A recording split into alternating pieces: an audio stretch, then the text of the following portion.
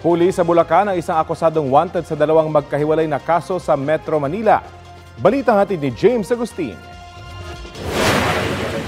Sa kaso ng Comprehensive Dangerous Drugs Act of 2002, Section 5. Sa kanyang inuupahang bahay sa San Jose del Monte, Bulacan, natunto ng pulisya ang isang lalaki na wanted sa dalawang kaso. Subject ng warrant of arrest sa 51 anyo sa truck driver para sa kasong paglabag sa Comprehensive Dangerous Drugs Act sa Quezon City. Habang sa Valenzuela, may hiwalay siyang kasong frustrated murder. Natatanggap tayo ng isang reliable informant na itong tao na ating uhulihin ay makikita dito sa De La Costa sa may San Jose del Monte. So nagkasapo tayo ng operation para sa ikadadakip ng taong ito.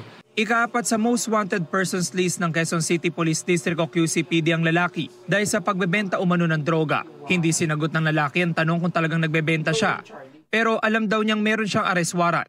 Apply ko po ng probation yun kaya hindi deny po ako ron. Ayun lang po alam kung may warrant ako. Kasi kumuha po ako ng NBI para asikasuhin ko po yung mga papeles ko sa probation ko.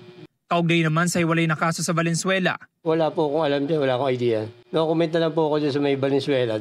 Kung may meron man, susgado ko na po iban yan. Labanan ko na sila. Nakakulong ngayon sa Camp Karingal ang lalaki habang hinihintay ang commitment order mula sa korte.